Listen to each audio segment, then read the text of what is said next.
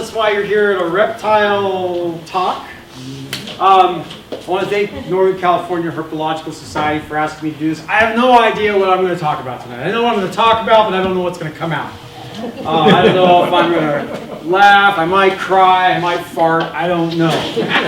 But what I do want to talk about is these beautiful animals right here. They're misunderstood, they're misjudged, and they end up in the wrong people's hands. To give you a little bit of background about myself and how did I get into reticulated pythons, it was back in the early 80s. How many people remember the early 80s? If you raised your hand, I would not believe you. So, that makes me old. It makes me kind of old. My older sister had a 14-foot reticulated python in a very large glass aquarium. Glass, open top aquarium. And what would happen is every time we would walk by that animal, it would slam the glass. And as scary as it was to see this very large animal, a snake, in an open glass aquarium, hit the glass every time you walked by, there was something intriguing about it to me. Something that, it wasn't like I wanted to stick my hand in there and get that thing out. But there was something about the reticulated python when I was a child that made me decide that I was going to get a reticulated python. Please do not ask me how this happened, because I could not tell you and I probably would lie. But I ended up with a reticulated python from a store, and who knows, I stole it? I don't know how I bought it, but I ended up with a reticulated python. I think I was about 14 or 15 years old. Now, 14 and 15 years old, I'm still going to school, right? And I'm still living at home with Mom, and I am thinking that I'm going to have this snake, because my mom is deathly afraid of snakes, and I'm going to have this thing in the closet, and she'll never see it. How many moms go into your kids' closets? I didn't learn very well. Because I was at school one day and my mom went in the closet and she was face to face with this baby reticulated python. And regardless to species, she saw a snake. And she flipped out.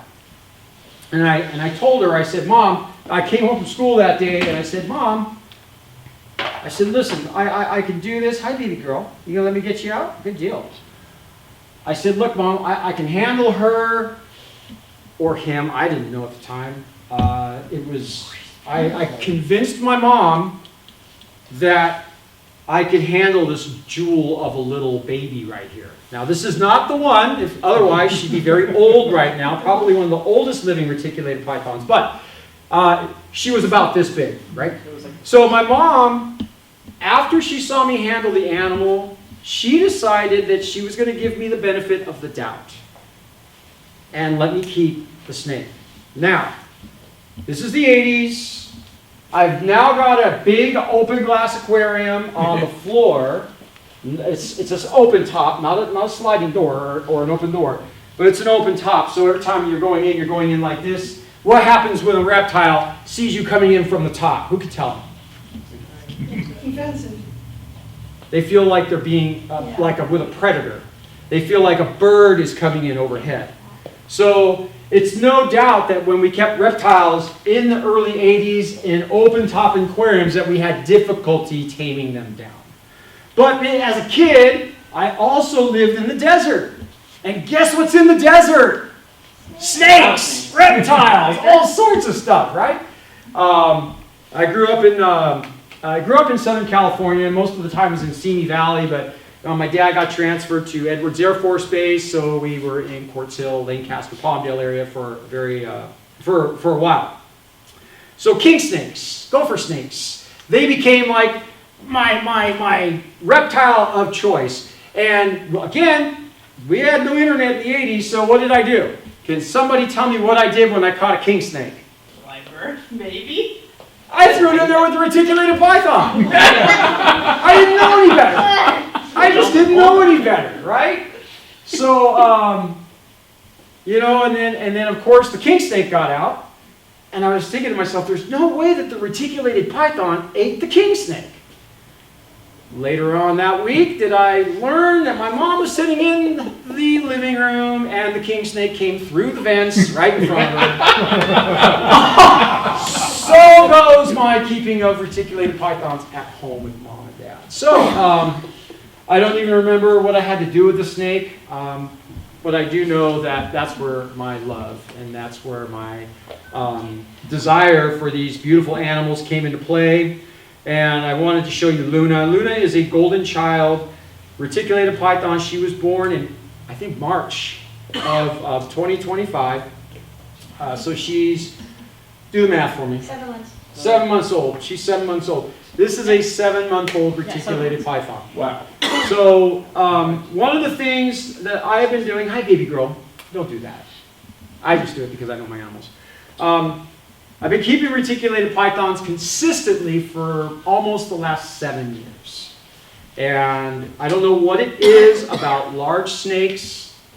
When I first started keeping reticulated pythons, again, when I got older, I really wanted to gravitate towards super dwarfs. About 7 years ago, super dwarfs were not a very common reticulated python. They cost a lot of money, and there was only really one breeder out there that was doing anything with them that was legitimate, and that was Reach Out Reptiles. So I did a lot of research, and I ended up not going with Reach Out Reptiles, but a buddy of mine named Chris McVicker from New Shed Serpents. And I'm going to say this because I don't suggest it to everybody. First of all, do your research.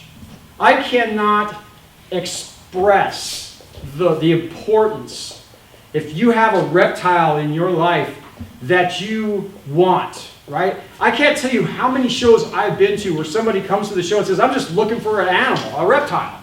And I say, well, what kind of reptile? Well, I don't know. Know what you want. These animals are a commitment. This animal, can somebody tell me what they think the lifespan of this animal is? Tell me. 70 years? No. Somebody else. No, you. 25. 30. Yeah. Yeah. With good husbandry and good care. I don't want my wife telling you guys the answers because she knows. Right? And she will pipe up and give you the answer, and I'm like, just let them answer it. Tortoise, then maybe. Oh, we have two sulcatas, but Yeah. we have to put them in a So world. these animals will live for 30 years. It's like owning a child. And the mentality of these animals, trust me, it is like owning a very smart child. Just release it when you're 18. They're 18. I ask people, you know, think about this. When you're 15 years old, add 30, and they're like, that's my mom and dad's age. Right? I'm going to be old. So, I mean, that's the first thing is that, do your research, because it's even more than just how long these animals live. A lot of people go to colubrids. They go to different types of species of reptiles, bearded dragons, geckos, even the amphibians, you know, the tarantulas and things like that. These animals, they're spectacular, they're amazing, they're colorful. You can see them and you go, oh my God, what a beautiful, beautiful animal. But what you don't realize is that this 6 or 7 month old animal, in about 6 years, is going to be roughly 15 feet long. Something we don't take into consideration, and I can only tell you this because of the amount of people that I have had call me and say, I had no idea this animal was going to get this big. Or, I live in an apartment, I thought we were going to move out before it got this big. Or my kid is going off to college. You know, and it's not fair to the animal. It's just not fair to the animal. So, for me, when I got into reticulated pythons, I did my research. I knew that I was going to have an animal. I'm going to share all these animals with you guys, but I'm going to kind of just go through this real quick. No, you've got to stay here for a minute. I know you're excited. Social, I guess. So what happens is you get a 7-month-old animal. I know it's your turn, huh, baby? Oh, baby girl. How's the baby girls? You should put it like around his neck. How's your baby girls? First of all, before I go on to this baby girl, Luna is a rescue. Luna is not a complete and total rescue, but she was born with a defective eye. Oh. So I was contacted by a friend of mine, and I took her in because I don't breed. I do not breed any type of reptiles. So she knew that I wasn't going to breed the animal. Yes, it's your turn. So that is Luna's story. She's a pet only that will live the rest of her life with me. This girl over here, I got 2 questions here, and the winner will get maybe something I win if I win any raffle prizes. But first of all, my first guess is how many people who could give me the correct length of this animal? It's like 16 inches. That's. Nobody? That's definitely. We have no mathematicians. I have an estimated guess, maybe. Estimated guess. Let me hear your estimated guess. Maybe 15 feet. You're closer than the last answer. So, I meant to say okay, 16 I'm gonna take feet, 2 more. not inches. 8? I'd say 7. 10. I'm sorry, buddy. If you say 10 feet, I'm going to say you're copying my answer. I actually meant 16 feet. I don't like 7 inches. That's pretty good right there. 9 feet. 10 feet. She's almost 10 feet long. Maggie is a platinum tiger reticulated python. She came from Indiana. She is a rescue. And I share that with you because a buddy of mine contacted me and asked me if I would take her in. She was found in a home and she had 3 layers of stuck shed on her. Oh. Yeah. She was dehydrated and undernourished. And my friend got all the stuck shed off her and then sent her to me.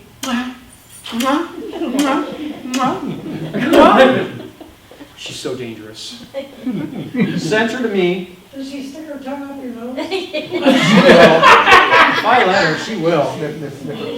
And Maggie is going to live the rest of her life with us. She's a very sweet animal. This animal goes to all the shows with me. The kids love her. I think she loves the kids. She hasn't told me otherwise. But this is part of the education that I get to do. I don't have to do. I get to do today. Oh, baby girl. So guess it's about how old she is. How old is she? Oh, that was the second guess. How many people know how old she is? Not fully grown, so I'd say 8 years old. 4? You have a guess, Lily? All right. You don't have a guess? You're tapping out? Somebody give me a guess. 8. She's 3. Oh.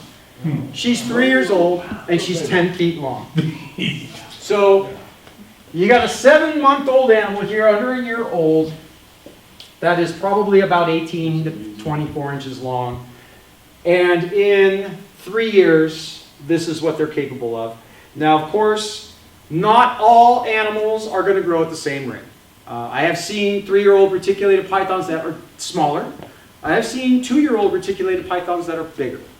So it really does depend on the gene and the growth rate, what you're feeding it. One of the things about reticulated pythons, and any reptile for that matter, is feeding them. We as human beings have a tendency to overfeed our reptiles. And if you're familiar with Jay Brewer and you're familiar with prehistoric pets, you will see that he owns like 220-pound, 18-foot reticulated pythons. And I am going to show you a reticulated python today that's not quite that big, long, but she weighs like 60 pounds. Now, if you were to go into the Indonesian forests and see a reticulated python, I guarantee you would not find a 220-pound reticulated python. So that's why it's important, and that's part of the research, that when we take on any reptile for that matter, that we check its feeding structure. What are we feeding it? How often are we feeding it? Are we feeding it correctly? Now, I could go on and on about feeding because I have schedules, I keep charts, I keep a lot of information on feeding these animals.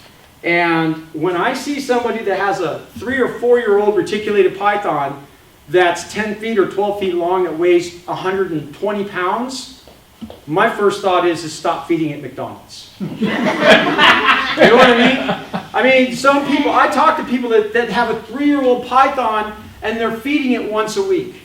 And they're feeding it colossal rats, or they're feeding it, whatever. And that they don't need to eat that often. Think about this. If you are a reticulated python in the jungle, how often do you think you're going to eat? You're an opportunistic feeder. You might eat twice in 1 week, but then you might go a whole 4 weeks without eating again.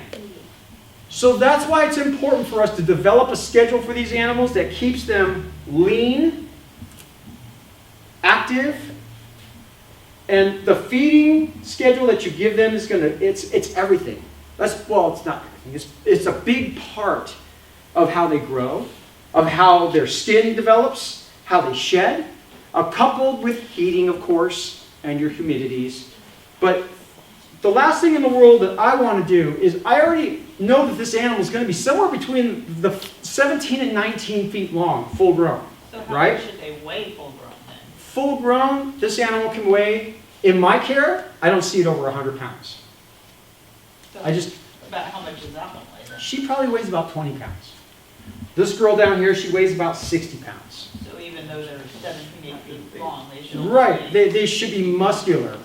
They should be muscular. And that doesn't just go for reticulated pythons. That goes for any animal. I've got a black dragon monitor down here I'll bring out in a little bit. All right, baby, we're going to go back in for just a second. We'll bring you out in a little while.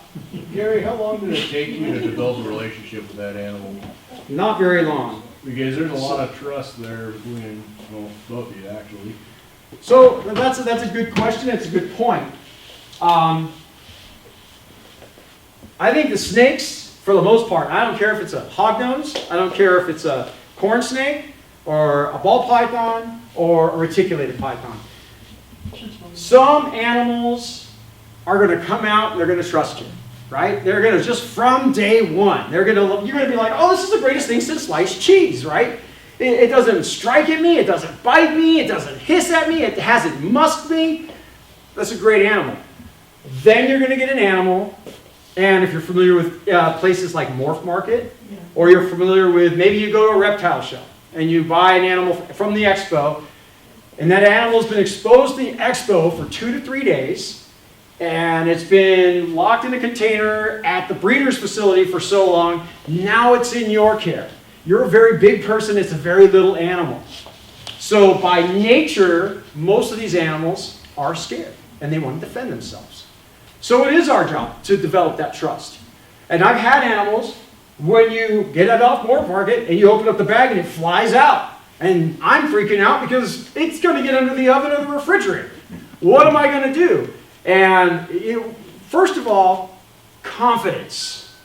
I cannot stress the amount of confidence that you have to have when you have a reptile. And I'm not talking cocky confidence. I'm talking about you have a plan in mind. You have something that if something goes wrong, you're going to walk through it and not get afraid of being bit, or afraid of being pooped on, or afraid of something detrimental happening. In the end, you have to remember it's a reptile. It's got a mouth and teeth. Yeah, it's going to hurt, but you got to have confidence, because this animal is going to read your confidence. If it knows that you're scared, it's going to take advantage of that. Now, on the flip side of that, you said that it looks like it has a great relationship with me. My animals live in love. They do not live in fear. So I can hand this animal off to somebody who's probably shaking really bad, and she's not going to know the difference.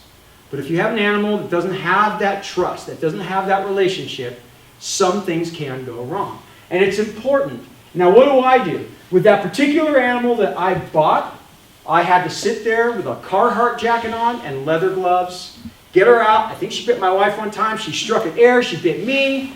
I had people telling me, you're going to sell that snake. And I was determined. I was determined to change that animal's behavior. And about 3 weeks, what I would do is I would handle the animal and make sure that when I put it away, it was on a positive note. So no biting, no striking. I've held her for about maybe 15 minutes. Okay, let's see if I can get you to go back in. And she would go back in and she would coil up. Mission accomplished, right? I did that for about 3 weeks. By the third week, I was getting her out, and she was just wrapping around me, and her little head was just like, "Woo, this is cool," you know? And I realized, you know what? Maybe I don't need the jacket. So the next time I got her out, I took a jacket off. I still had the gloves on. And I sat there, and I was doing the same thing with her. She wasn't biting. She wasn't pooping. She wasn't striking. So I took the gloves off. Now, 5+ years later, when I walk into my reptile room, that animal's the first one on the glass going, "Okay, Dad, come get me out. Come get me out." You know?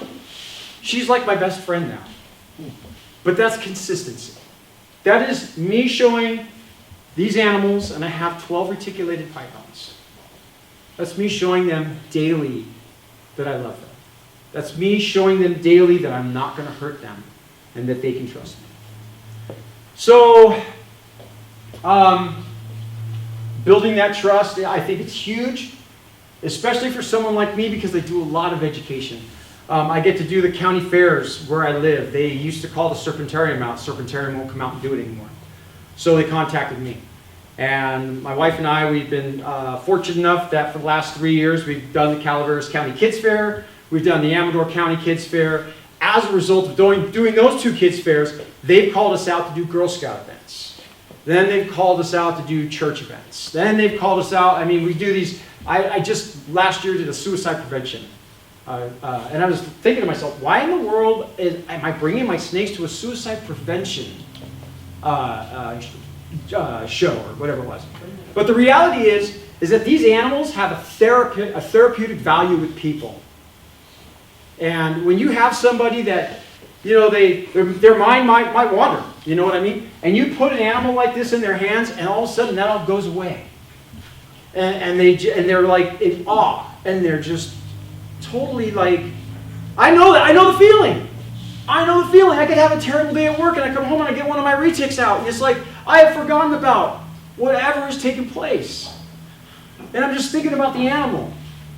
And I'm thinking about how much love and how much trust that animal has with me. And I can't tell you how therapeutic that is for me. So I got it after I attended the event and I saw some kids holding the animals and some of the adults, how just jazzed they were, and how the people would come up to me after the event and say, "Thank you so much for bringing your animals out." You know, I don't know what it did for them, but what it did for me personally, to have them come up to me and say thank you was beyond anything that I could describe. I have been gifted with the ability to put these animals in an educational stance with the public. And there becomes a great responsibility with that. And I learn about this stuff constantly and constantly and constantly. And it's really about, at the end of the day, what do I have here? I have an apex predator. I have an animal that could potentially hurt me. I have an animal that, if I put it in your hands, it could potentially hurt you. And right now I'm trying to figure out, how do I do that correctly?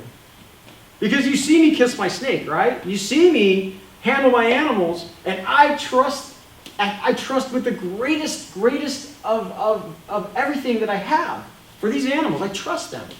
But more and more, I'm seeing articles about animals that are biting their owners out of the blue. Like, one article I read, some guy had the animal for 7 years and never, ever, ever showed an ounce of defense. And then one day, it snapped.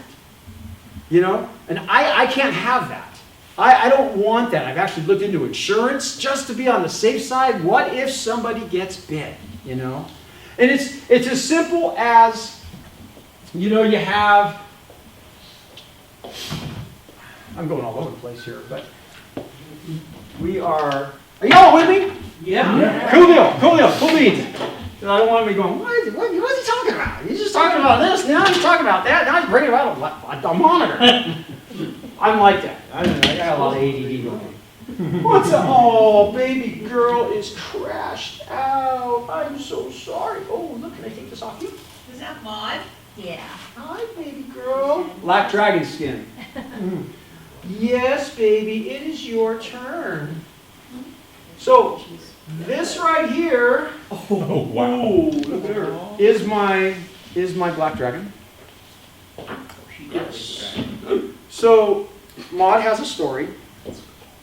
Maud has been flipped 6 times. She's been in 6 people's hands before me. And I was not going to buy her, but I decided to in the end because I know that I would take care of her. My wife and I would take care of her. Where was I going? Her story? I don't know. So, How did you get her? well, anyways, I'll start somewhere. Maybe I'll catch up. Anyhow, monitors get big. This animal. Let's see who can tell me how big this animal is going to get.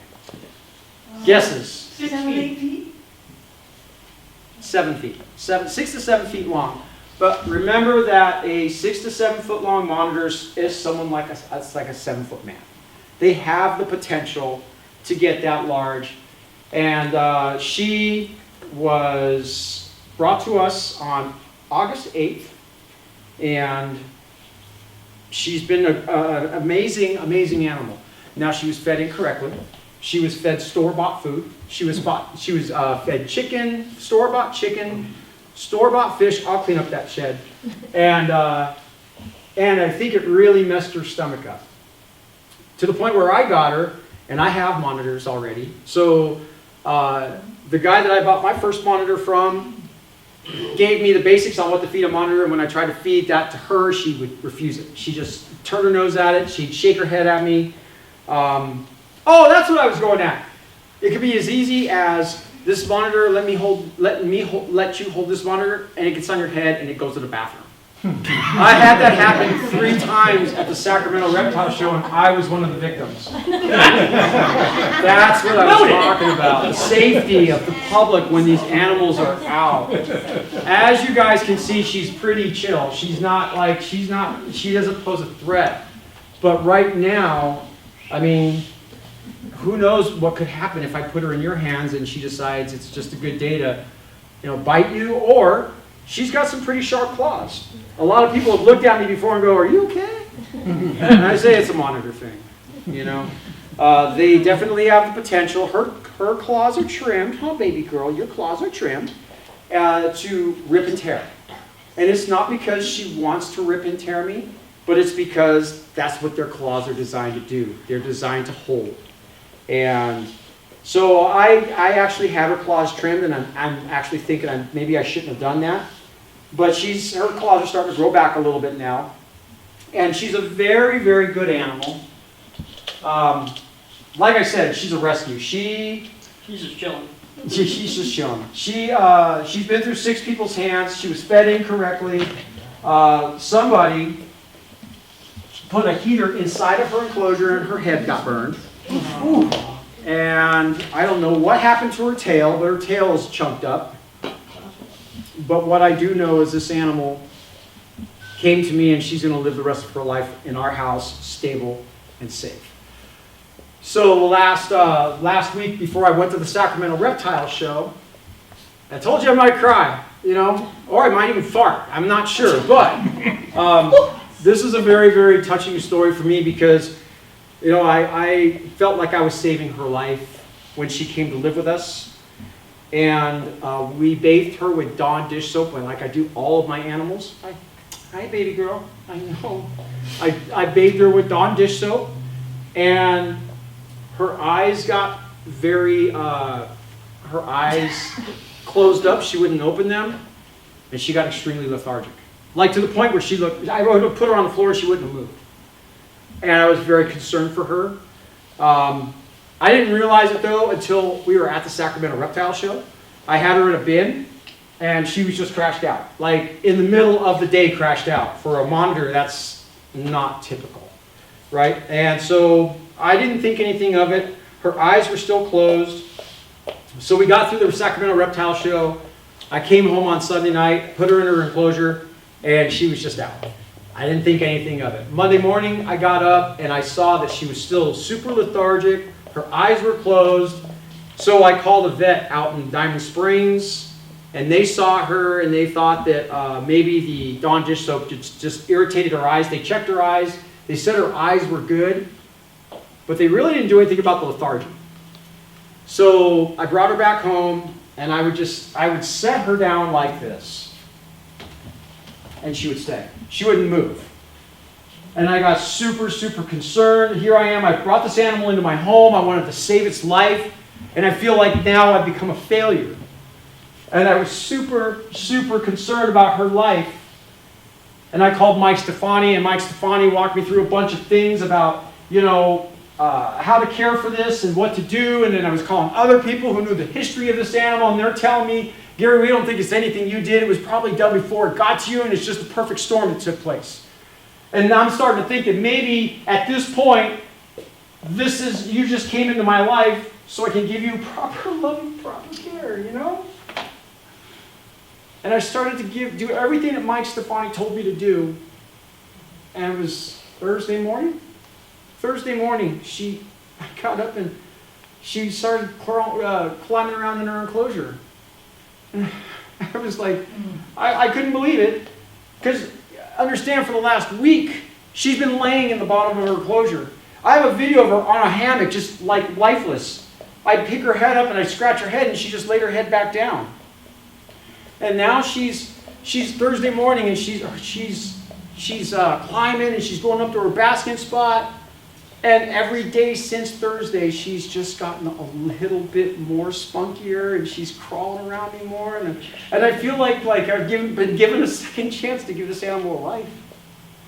And that's just how much I love these animals. That is really how much I love these animals. I mean, somebody didn't care about her. There was a lot of people that didn't care about her. And she made it to my house. And when she got to my house, I knew that we were going to give her a good life. And then I felt like I did something that could have jeopardized her life. And I still don't know to this day. Is that what happened? Did I do something? Or was it the perfect storm? She just happened to have some issues, and when she got to me and she took that bath with us, she got sick. And I was completely surrendering to the fact that maybe she was going to die in my care. And if you look at her now, you wouldn't think that this animal had anything wrong with it. Other than she still closes her eyes a lot, and please don't poop on me. I do not have a spare shirt with me. The eye caps. So the eye caps, she still has closed eyes. When we took her to the vet said that her eyes were irritated, but they were clear. So there was nothing wrong with her. She just has to get through it. And I don't know, maybe she's going to experience some blindness. The vet doesn't seem to think so. But, the reality is that here we have a baby black dragon. She's 2 years old. She just turned 2. She has the potential to hurt people, even in her current state, because of her claws. She could scratch.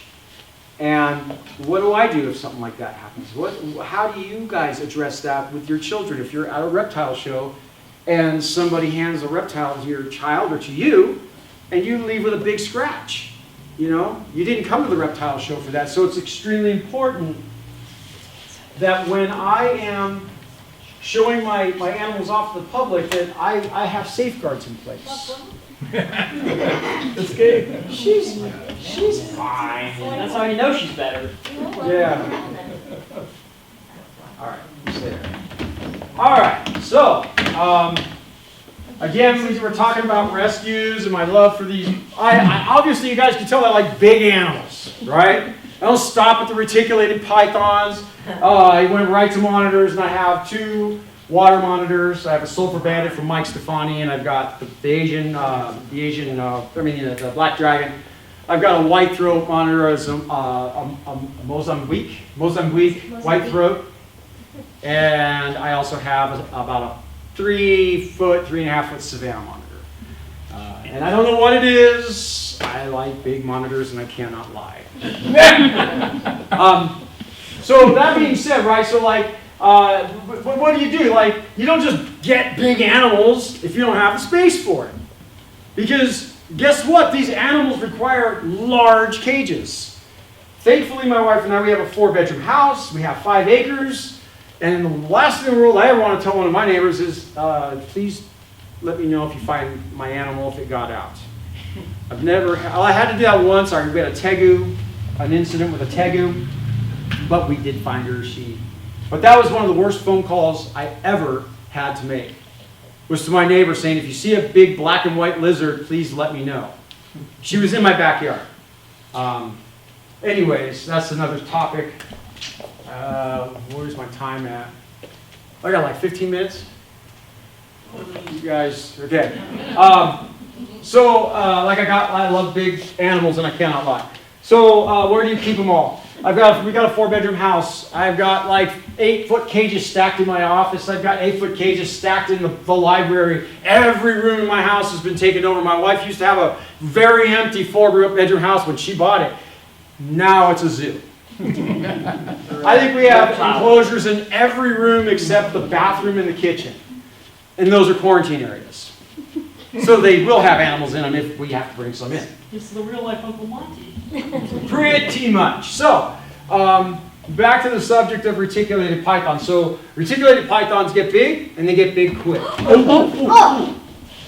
That was exciting. Teeter-totter. Thank you. Crisis averted. Yeah, She's like, I want to come back out, and I'm doing it somehow or another. So we know what a 3-year-old reticulated python looks like, right, baby girl? What do we think a 6-year-old reticulated python looks like? Bigger? We're not talking Jay Brewer. No. Yeah. So, in my opinion, and this is just my humble opinion, because I'm sure that there are people that do it differently. And keep in mind, I'm not a breeder, so I don't power feed animals. There's no reason for that. But here is what a 6-year-old, almost 6-year-old reticulated python looks like. Come on, baby girl. Yes, it's your turn. Oh, crap! Come on now. Oh my god. That is freaking huge. It should only get bigger. So, we have an animal like this. It's Emma. What do you do? Right? I mean, this is what this animal's going to grow to, and this is what this animal's going to grow to. But what I can tell you what I do is I've spent a lot of time with this big girl. First of all, you have to be safe. Anything over 11 feet long, 10 feet long, you shouldn't really handle by yourself. I'm sure if anything happens that one of you guys is going to come save me. She's a very, very curious animal. She loves to be around people. She's, like I said, she lives in love. She doesn't live in fear. And they get big. They get huge and they get heavy. So it's almost like having a cardio workout when you have them out. But this is the reality. When you go to the pet store, she wanted to see what was over there. Baby girl. I don't blame her. When you have an animal that is this big right here, and you bring it home from the expo, I guarantee you it's going to look like this at some point in its life. And it's going to get bigger. This is Emma.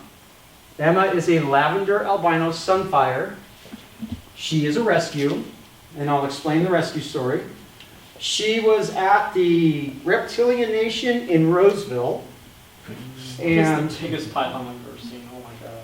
she, my wife likes to draw up questions. And if you're a breeder and you're selling something, she might ask you a question like, what do you do with these animals when you get home? And if you tell her you're going to take a snake like this and stick it in a 3-foot bin, she's not going to be happy with you. So that's what happened. She talked to the guy that had this animal, and she asked him, what do you do with her when you're not, if you don't sell her? And he goes, oh, well, she's just going to go in a 3-foot bin and go to the next show.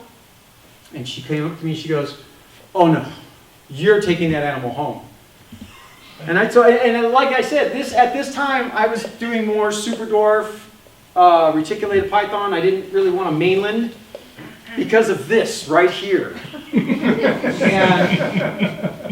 And I told her, I said, this animal is going to get somewhere between 17 and 19 feet long. It's a female. And she said, I don't care, you will take better care of it than this guy is. So I a cave. Yeah, no. I'll be honest, I didn't even have an enclosure for her when I got her. But we ended up getting an enclosure within a week. I think we had her quarantined and we had an enclosure for her. And she is just one of the most gentle animals that I have. This is not advocacy for go get a retic. This is not what this is. This is what you have to look forward to if you decide that a reticulated python is a good choice. They're not a good choice. They are not a good choice. They get big. They get big, but I love, see, they're for special people. So how big of an enclosure do you have to keep? That's what I was gonna ask. Well, right now she's in an 8-foot enclosure.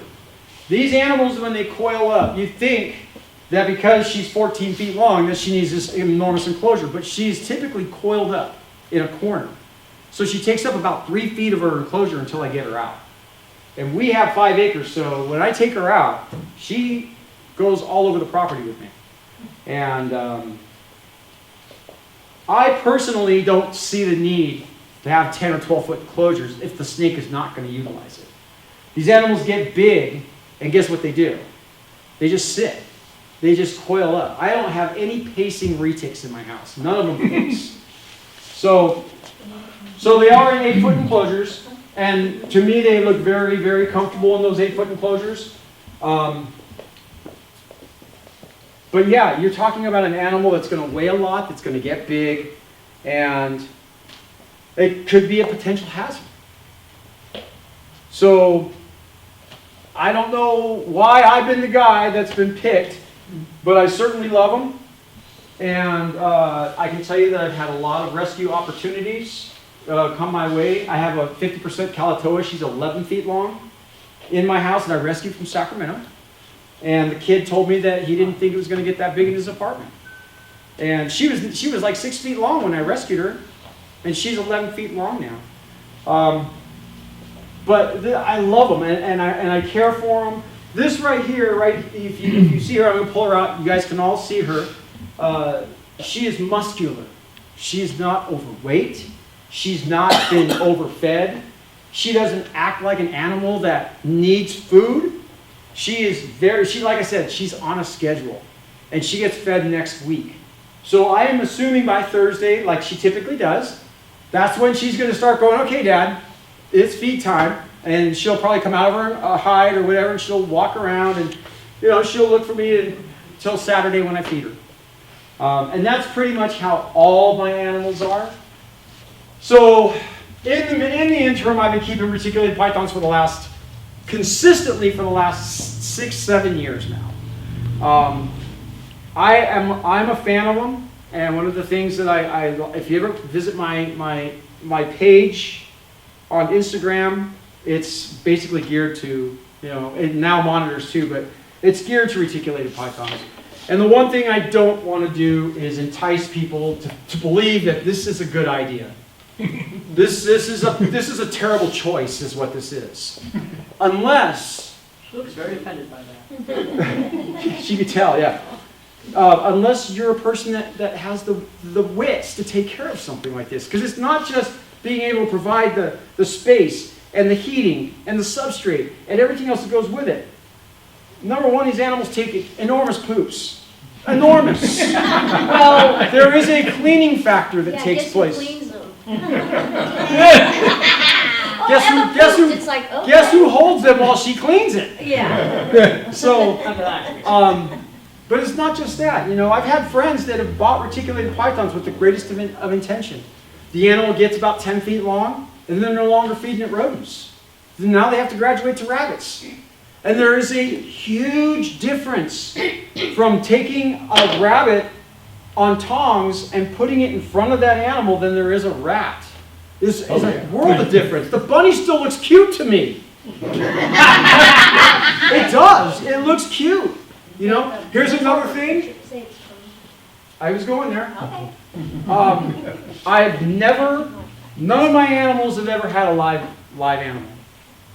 For a number of reasons. The number one reason is that I don't want to see an animal suffer to feed my own animal.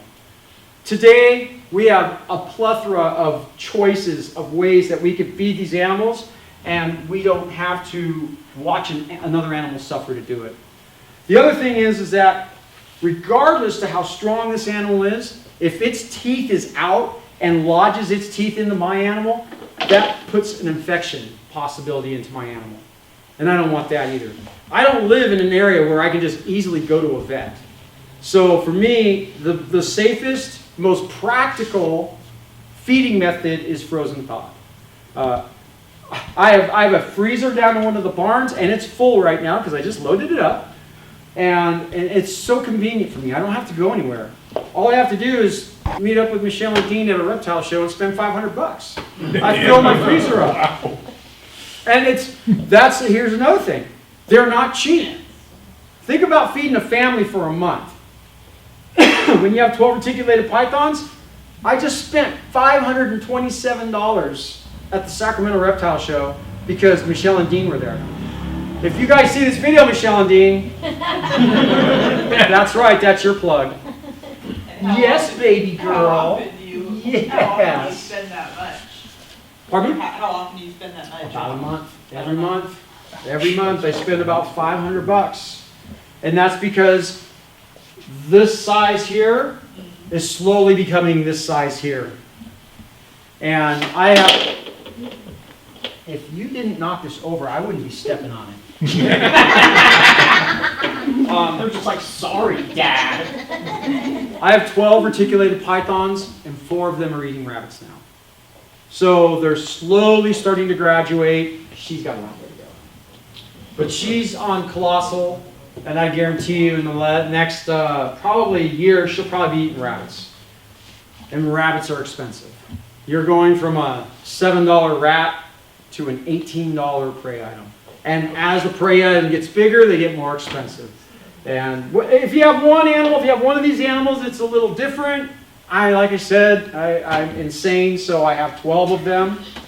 So obviously the food bill goes up when you have the number of animals that I have.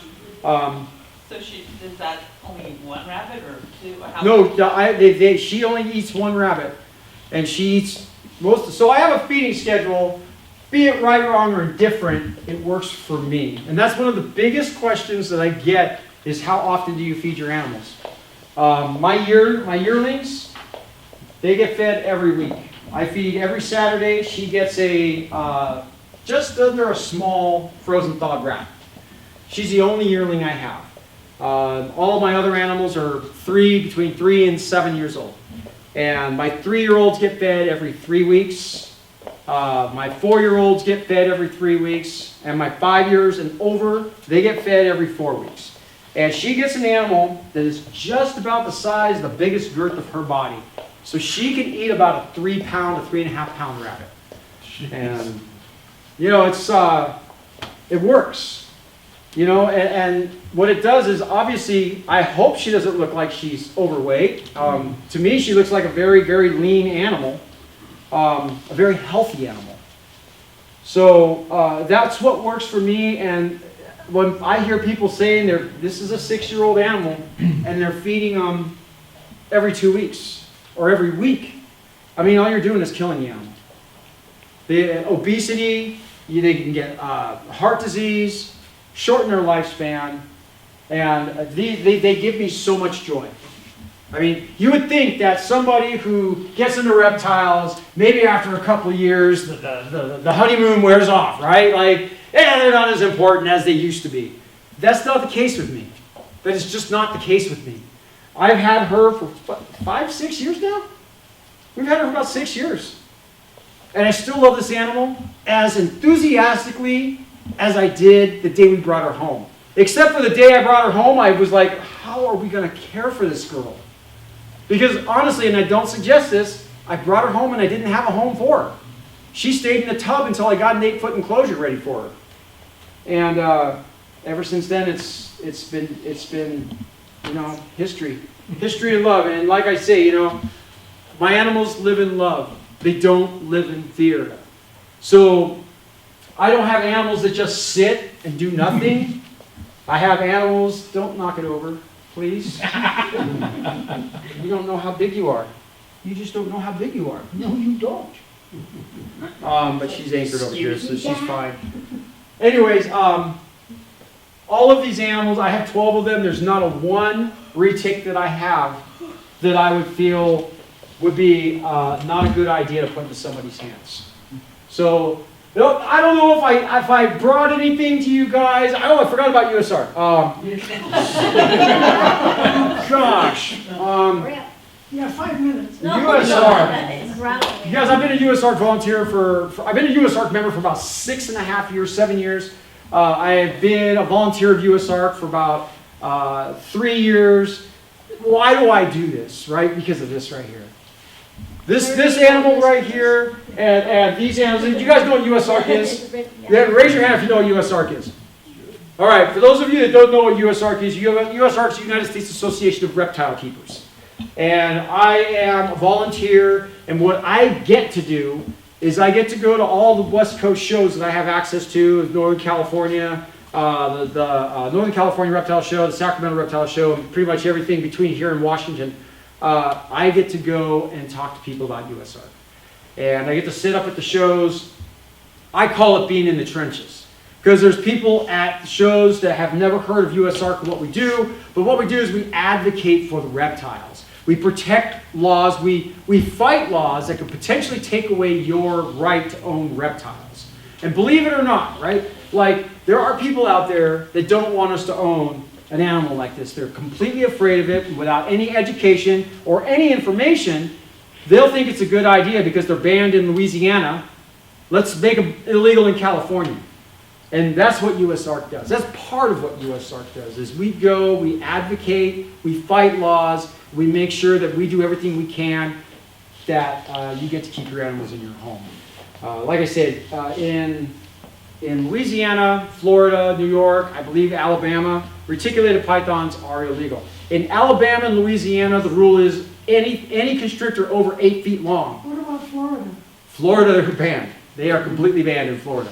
They're considered. Florida. Pardon? Florida doesn't make sense. Yeah, I can yeah. understand that in Florida. So just about the whole Florida thing, a lot of people like to think it's because people like to go let their animals loose. But you're talking about a state that is prone to hurricanes and is a major breeders facility in Florida. Ball pythons, reticulated pythons, Burmese pythons, they all used to be born or bred in Florida.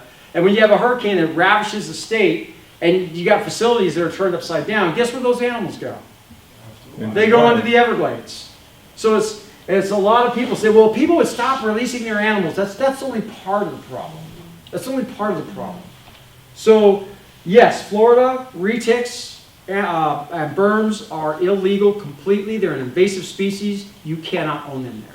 But if you go to Louisiana, the term reticulated python is not in the verbiage of the law. It's a constrictor over 8 feet long. So that could be a boa constrictor. I had a ball python that was dang near 7 feet long. A female that I rescued from a teacher. So anything over 8 feet long is illegal in a couple of states. New York has a complete ban on reticulated pythons. So I don't want that to happen here. And if I don't want it to happen to anybody's animal anywhere because of how much I love these animals. So personally, I'm willing to go talk about USARC and do what I can to let you know, if you have no idea about what USARC is, that you have an idea now of what we do. I tell people it's like car insurance, right? When does your car insurance work? When you get into an accident, right? Well, when does USARC work? When things like reptile laws go into effect, right? You're not going to hear about a ban on bearded dragons in California on the 5 o'clock news. But you will hear about somebody's reticulated python that escapes and ends up on your neighbor's front yard. So that's what we're here for. USARC helps provide the information in the event that there is a law that could prohibit reptile keeping. We also advocate responsible reptile keeping. You know, if you go to the USARC website, it talks about a lot of do's and don'ts with reptile handling, reptile keeping. One of the things that I just saw, and I break this rule all the time, and I got to change it, is I take my animals to shows. And there's a possibility. What if she was to bite somebody at a show, at a reptile show, and I'm volunteering for USARC? that could be very, very bad. So there's a lot of information that goes beyond the keeper and the fighting of the reptile laws. It's really about how do we keep our animals, period. So if you go to usark.org, you'll find out a whole lot of information about what USARK does and what we don't do. Mainly, I tell people, we are the voice of the animals. You know, I like to say that we're on this island, right? We're on this island, and we're all the reptile lovers, right? And then over here on the mainlands, those are the people that don't like reptiles. And the more education that we can provide, the bigger our island is going to get, right? And if we're getting USARK members in, and we're telling people about USARK, what we do, then obviously the foundation of that island gets bigger, right? But there's always going to be somebody on the other island that says, well, those reptile people over there, I don't trust them. You know, I don't trust those reptiles. How many people have family members that won't come to your house because you have reptiles? There it is right there. There it is. So I know I'm probably way over. Thank you guys for... I just want to let everybody know, for $40, Yes. you become a bronze member of USARK, and you get a T-shirt and a newsletter. That's right. It's like $3 a month. Yeah. I was It's like talking I to equate it to one 3 man trips to about Starbucks. That's what I equate it to. Who likes Starbucks? Everybody likes Starbucks, right? If you don't like Starbucks, you might like Pete's. Okay, Pete's or Dutch Bros. You're talking about 3 trips to your favorite coffee store. You know, and a membership to USARK goes a long way. You know, if you're in California, we give you all the tools that you need to help us fight this law. You don't need to go to court. You don't need to do anything, but we give you tools that you can help us. We go to court. We do all that stuff. If something is happening in another state and you're a member here in California, just by being a member of USARK, you help out the greater whole of the community. So I mentioned $40. There's also a $20 level where you get the newsletter, and $20. yeah. So if you guys go to reptile shows, you'll see me. If you're interested, you can also hit me up on Instagram. My Instagram is Constricted and Addicted. If you want to learn more, go figure. If you want to learn more about USARK, you can contact me, or you can just go to usark.org. You can sign up and become a member of USARK on the website, and definitely you can get more information if I didn't give you enough information about what USARK is. So, is that good? Now, I don't know if anybody wants to see any of the animals, but if you would like, you can come on up. You can certainly see Emma here. I trust her. She's not gonna take anybody's finger off.